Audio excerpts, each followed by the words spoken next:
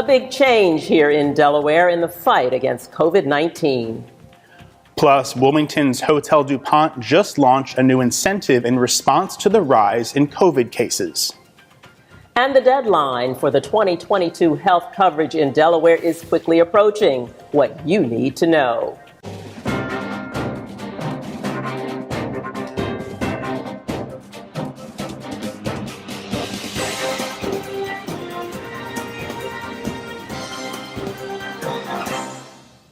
Good evening and welcome to DETV News, your trusted news source. I'm Lauren Wilson. And I'm Matt Ford. Thanks for being with us today. Topping the news, as COVID-19 spikes around the country, right here at home, hospitals enact a crisis protocol. Lauren, that's right. And once again, a mask mandate is in full effect here in the first state. We now turn to DETV's Kaylin Pride with the latest.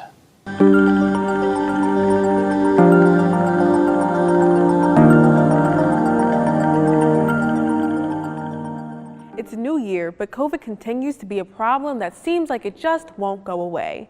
Just within the first 10 days, COVID numbers in Delaware have hit an all-time high.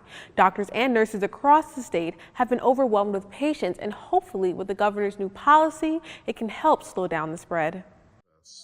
I can tell you that we have far more patients in the hospital than we currently have inpatient beds, because of the very, very large volume of people being admitted due to critical illness.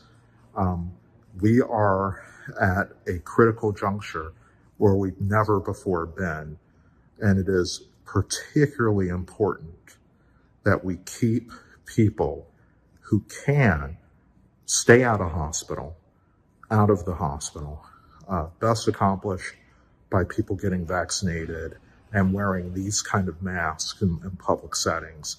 We cannot afford to continue the pace we have of patients being hospitalized. This was the opening message from the Chief Medical Officer of Wilmington Hospital during Governor Carney's COVID-19 press briefing on Tuesday afternoon. As of January 10th, cases have risen almost 3,000 per day. Hospitalizations in Delaware are at an all-time high of 734, with 72 in critical condition. As more people begin to feel symptoms of COVID-19, the daily testing rates have also increased and is reaching capacity. So I wanted to show today the number of tests that we are doing. We're pretty maxed out or getting close to being maxed out with our capacity. We have some good news there with respect to federal resources that are on our way.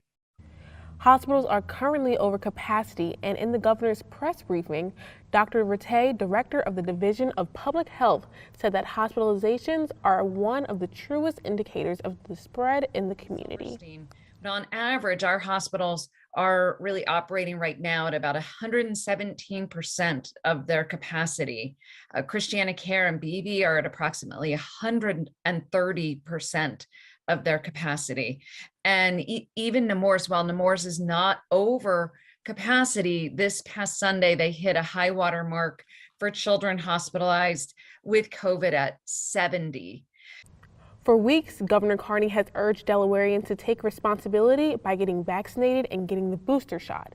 But as a result of the surge and stress on hospitals across the state, a universal mask mandate has been issued, and it requires Delawareans to wear masks in indoor public settings. Everybody's got to be part of this solution, and so we're asking on everybody to wear a mask when indoors to protect themselves, the workers in those various establishments, family members, and most importantly, the capacity in our hospitals, which is driving us to make this decision. The governor did not put a time frame on how long this mandate will be in effect. He says that he'll know if it's working when cases and hospitalizations decline. With DETV, I'm Kaylin Pride. The state of Delaware is ready to take on the city of Seaford, a move that is rare, according to a spokesman for the Department of Justice. Attorney General Kathy Jennings filed a lawsuit against the city over an anti-choice ordinance. That ordinance, scheduled to go into effect January 22nd, would require women who have abortions or miscarriages to have the fetal tissue buried or cremated at the mother's expense. Jennings says the ordinance violates state law and is part of a national wave of anti-abortion policies filed and funded by outside extremists. The city of Seaford fired back, saying the measure has never been about abortions, just the manner in which fetal remains are handled with dignity. Still, city officials now say they want to avoid litigation by letting the matter be settled by the Delaware General Assembly. A 23-year-old man was charged with attempted murder in connection to a Monday morning Walmart parking lot shooting. The incident happened at the Newcastle Walmart near Wilton Boulevard. According to authorities, Ezekiel Tamba approached a 2019 Dodge Caravan and asked for money from a man sitting inside the vehicle. When the victim said he didn't have any, Tamba allegedly pulled out a handgun and opened fire. The victim was transported to an area hospital for neck and head injuries. Authorities said Tamba turned himself into police headquarters, then struggled with troopers as they attempted to take him into custody.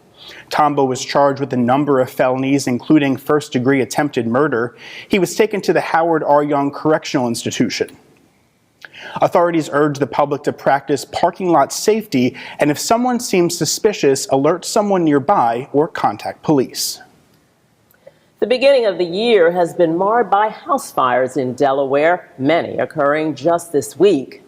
In Wilmington, emergency crews raced to a fire that erupted in a community called Arundel. When firefighters arrived, the blaze could be seen coming from the garage. It quickly spread to the second floor of the home. A 56-year-old woman was removed from the burning home along with her dog. The woman was treated for smoke inhalation and burns. She was taken to the Christiana Hospital in serious condition. Utility workers nearby ran up and assisted the woman out of the house before firefighters arrived. A 29-year-old worker was taken to the hospital for smoke inhalation. The fire remains under investigation. And earlier this week, the state fire marshal's office determined a fire that heavily damaged a Wilmington home was accidental. That blaze occurred Monday afternoon in a development called Brookstone. When firefighters arrived, smoke was seen pouring from the two-story home. A man and woman in their mid-60s were rescued and suffered from smoke inhalation. Both victims were taken to Wilmington Hospital and are listed in serious condition. Investigators say the fire was caused when one of the residents was smoking a cigarette while on oxygen. The heavy fire damage was estimated to be at $200,000. In yet another fire, a home located in Minquadale Trailer Park was destroyed over the weekend. Officials from the Minquadale Fire Company were called to the home after reports of the blaze. There, they found heavy smoke and fire. Multiple other departments were called to help. No injuries were reported, but the home is destroyed. The state fire marshal's office will continue to investigate the cause of that fire. Still ahead, the last day to sign up for the 2022 coverage on Delaware's health insurance marketplace is this weekend. We'll have the details. Plus, major changes may be ahead for your child's start time next school year. Those stories and more when DETV comes right back. As soon as I got here, I just felt the warm embrace of the community, man. Like what y'all got going on is wonderful. And no wonder y'all called the work group, because y'all putting that work in. For real, seriously, y'all getting the work done. We are committed to creating the best Riverside we can with the community, for the community.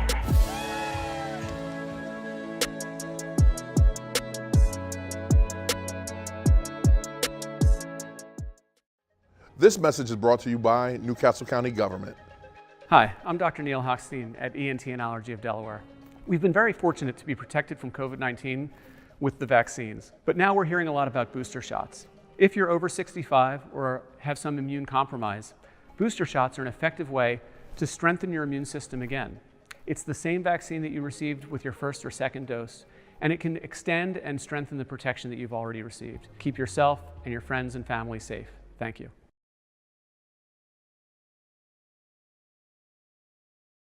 Welcome back. Call it a sign of the times. The Hotel Dupont is offering a semi-extended stay package for guests who have to isolate if someone in their household tests positive for COVID. The package comes with a special rate, 25% off, for a 2 to 5 night stay. The hotel is following all CDC guidelines, making sure everyone is safely distanced and able to work remotely in a peaceful place. In addition to enjoying the beautiful and historic place to stay, the hotel says the offer is a way to support local businesses while working remotely and getting through the isolation period in a healthy and stress-free way. The Hotel Dupont also hopes the idea catches on, calling it a good way to support the local hospitality industry during this tough time. This was the scene over the weekend as Newcastle County officials handed out 6,000 free COVID-19 rapid tests to the community, hoping to ease the demand for testing as cases soar here in Delaware. Workers organized the rapid test giveaway at the Newcastle County Government Center. Motorists lined up as early as 8 a.m. wrapping around Commons Boulevard. The traffic jam was just one illustration of the demand for COVID testing here in Delaware, which has skyrocketed with cases. The county says it expects to get another 100,000 to 160,000 tests in the next 2 weeks. Organizers will review how this distribution went and decide the best way to do it again in the near future. Delawareans in need of health care coverage have just a few days left to sign up for the 2022 coverage through Delaware's health insurance marketplace. Those who enroll by the January 15th deadline and pay their first premium will begin coverage on February 1st. Enhanced federal subsidies, which began earlier in 2021, will continue for 2022. People who do not act by January 15th cannot get the 2022 coverage unless they qualify for a special enrollment period based on circumstances such as a loss of qualifying health insurance coverage, a change of income, birth of a child, marriage, divorce, or other qualifying factors. Federal tax credits are available for those who fit certain household income criteria. For more information to sign up for coverage, visit choosehealthde.com. Major changes to the class schedule times in the Appoquinimink School District may be in the future as the district continues to wrestle with a school bus driver shortage. Appoquinimink is the only public school district in Newcastle County that completely contracts out its busing, and like districts nationwide, it has struggled to find bus drivers to serve its 9 schools. As a result, some drivers are now doing triple runs. That means some buses arrive at high schools and as much as an hour and 40 minutes early, while some students aren't getting home until after 5 p.m. when classes end at 2:40. A transportation committee is looking at ways to resolve the problem, which could lead to a dramatic start and time changes for the upcoming school year. The school district hopes to decide on a tentative schedule at the January 26 Public Board Workshop, with a possible vote looming at the February 8th general meeting. Schools aren't the only ones experiencing bus driver shortages. DART began operating on a reduced service level this Thursday. The company blames it on staffing shortages, with the reduction in services taking place on weekdays until further notice. Officials say nearly a dozen routes will experience a slight reduction in trips during the week. DART's regularly scheduled weekend service will operate at normal levels. The mask mandate for all riders and operators remains in effect. DART continues with daily cleaning of all buses, including wiping down buses at transit centers, thorough bus cleaning at night, and making hand sanitizer available for riders. Bus capacity has also been restricted. No one is allowed to stand. For detailed information, including which routes are affected, head to dartfirststate.com. Just ahead, to-go alcohol sales could become permanent in Delaware. And along with that, a few local restaurants have plans to expand. Is your favorite on the list? Find out when we return. Auto accident, medical negligence, work injury. Contact Team Tice, your Delaware personal injury lawyers. Leroy Tice in Wilmington, Delaware, serving and supporting the people of Delaware. Call 302-489-2400. That's 302-489-2400. Online at teamtice.com.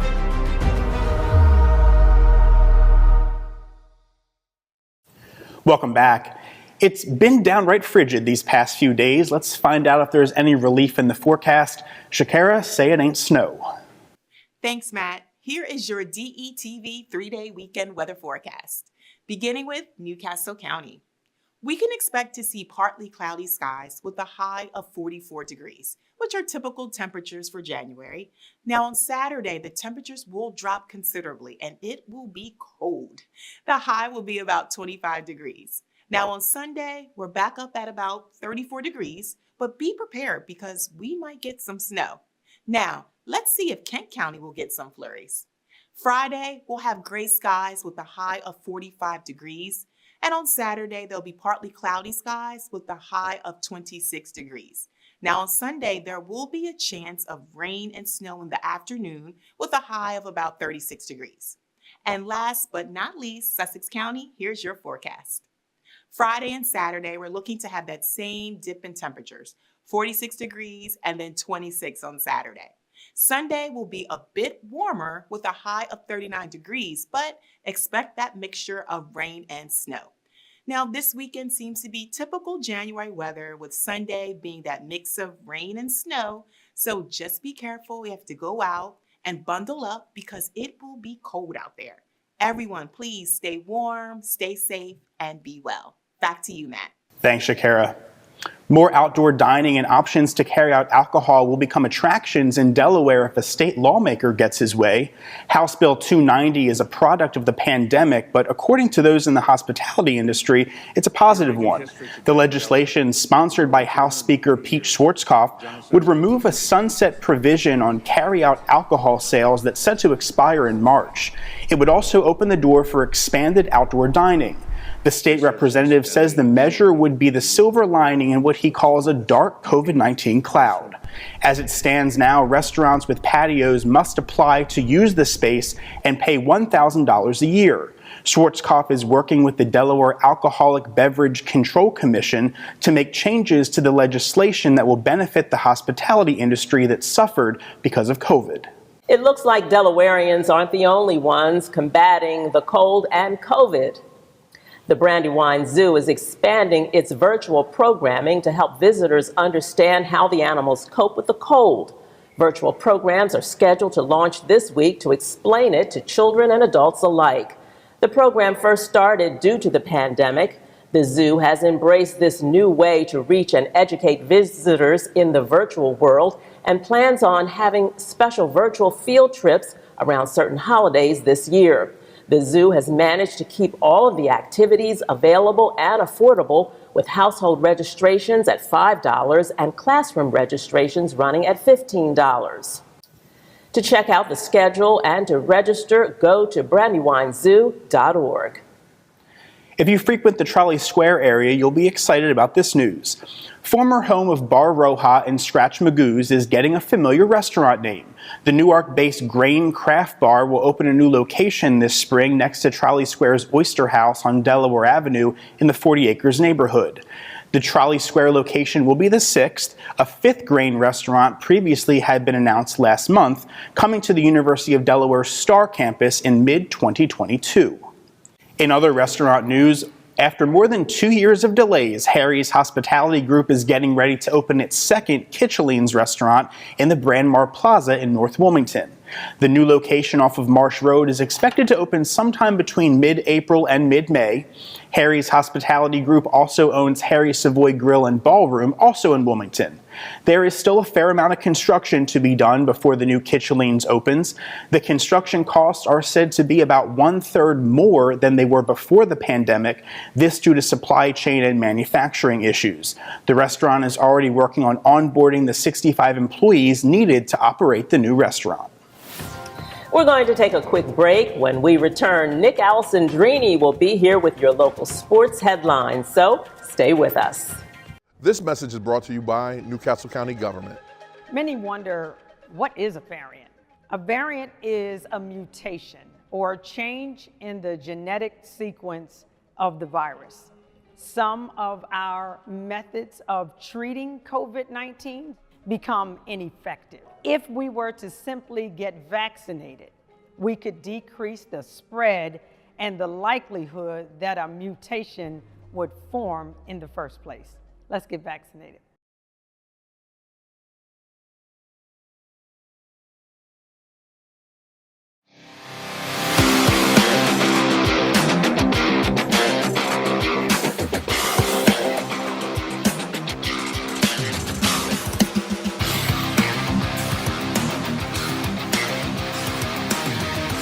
Welcome back. I'm Nick Alessandrini with DETV Sports.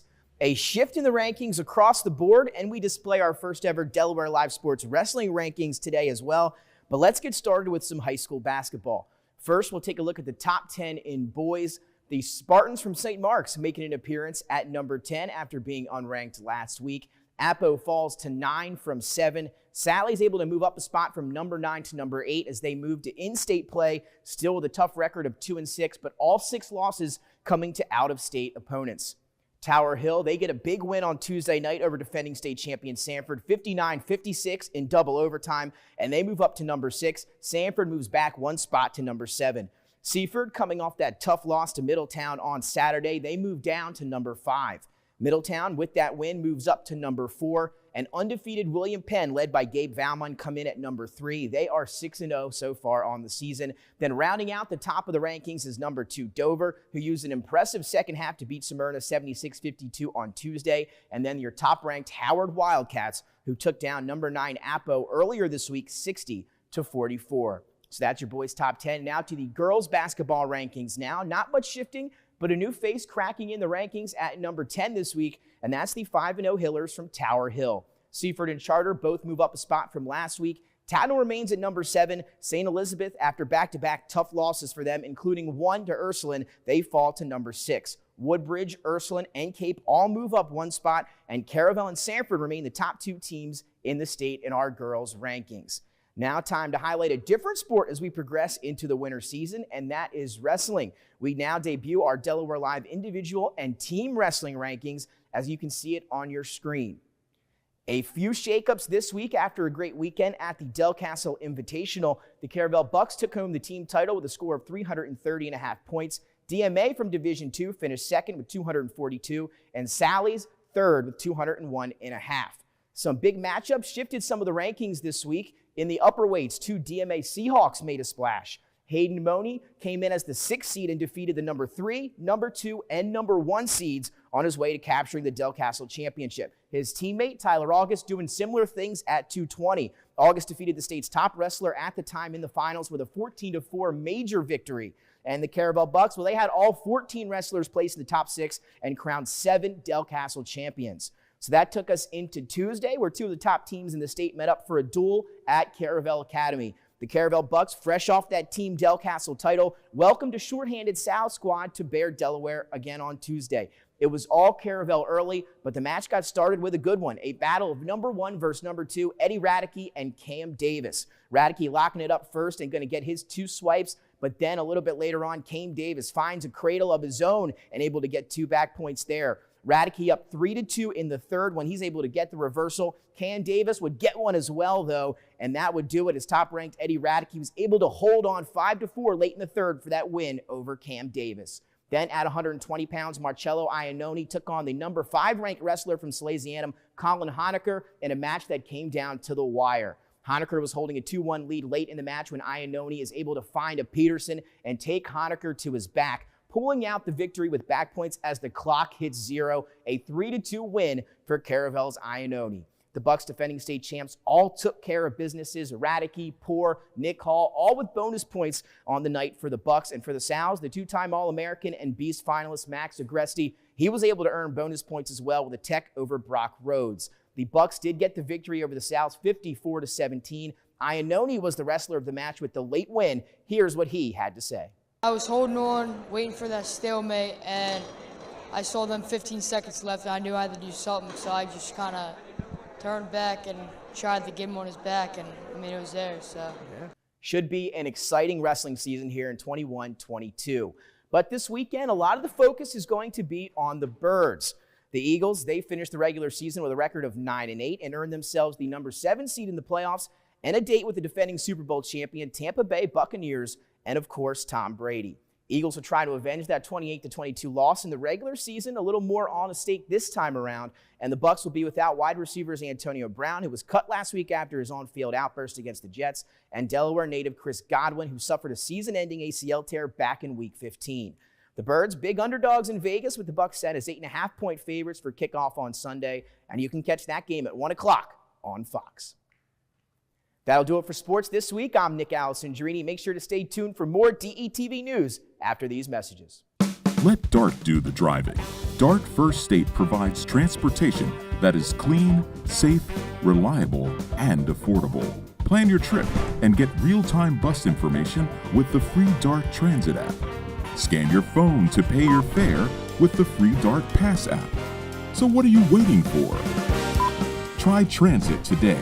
Visit dartfirststate.com or call 1-800-652-DART. Welcome back. Getting rid of live Christmas trees was made easy this year thanks to the Delaware Center of Horticulture. The DCH partnered with a tree expert company to sponsor a free Christmas tree recycling event last weekend. The family-friendly event allowed residents to drive up with their tree, stay in their car, while DCH did the rest. Wood chips from the trees will be used to mulch pathways at the Ed Robinson Urban Farm in Wilmington. We are reusing the chips this year to mulch pathways at the E.D. Robinson Urban Farm over in Wilmington's 11th Street Bridge neighborhood. So that's an urban farm that we operate to benefit the community, and so we're going to reuse the tree chips, the wood chips, to mulch the pathways there. The Three Kings Day celebration was a big success over the weekend. For those that may not be familiar, Kaylin is here to tell us more about it. For many Hispanic families, Three Kings Day is as big of a celebration as Christmas Day. It's customary to gather with friends and family to celebrate by opening gifts, playing music, and sharing a meal together. This past weekend, Maxima 104.1 hosted a Toys for Tots event to give back to the community in celebration of Three Kings Day. The event was held at the Plaza 40 in Bear and had a surprising turnout of over 600 children. I know what the turnout was going to be. The event starts at 11. We had an ending time around 2 p.m. It was 10:30 and there was already a line forming throughout the whole supermarket. By the time 11 o'clock hit, there was over 100 families out there, and it just kept on going and going and going and going. Not only was there an abundance of toys being distributed, but the event also featured 3 real live kings.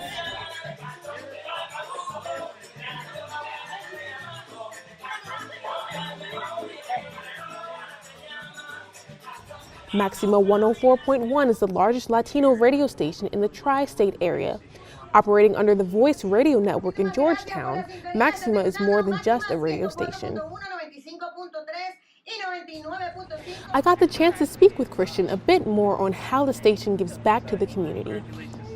We're really happy to serve the community. We've been serving the community for over 11 years. The good thing about the radio station, we do believe in giving back. 104.1 Maxima is a radio station that is dedicated to giving back to their community. They have many more events planned for the future, and we can't wait to see what they have to come. With DETV, I'm Kaylin Pride. A Delawarean has been crowned the 2022 Miss USA Earth. Christine Rich, owner of Blue Palm LLC in Middletown and a technology professor at Wilmington University, was crowned on Sunday. Competing against representatives from all 49 states and the District of Columbia, she pledged to raise awareness about environmental issues and advocate for more sustainable living. The Mrs. Earth title is a division under the Mrs. USA organization and the Miss Earth USA title. Earlier this week, 18 National Guard troops arrived at the Wilmington and Newark Christiana hospitals to assist caregivers working to meet the unprecedented demand for hospital and healthcare services amid the current surge of COVID-19. They lifted and transported patients, sanitized rooms and equipment, delivered meals, and provided much-needed backup support to Christiana Care caregivers stretched thin by the surge in COVID-19 cases. The National Guard is a unique element of the U.S. military that serves both the community and the country, including response to domestic emergencies like COVID-19's pandemic. In partnership with the state of Delaware and the Delaware Emergency Management Agency, Guard soldiers have been deployed at hospitals throughout Delaware and will remain on duty as long as needed. It's really a nice gesture and a needed one. Oh, totally. You know, we all want this pandemic to end, but when you see something like that and going viral online, it's nice to see that community come together. Absolutely, they're stepping up. Absolutely. That is our weekend review. Thanks for watching DETV News. I'm Lauren Wilson. And I'm Matt Ford. Be sure to check us out all across social media. Stay well, and we'll see you next time.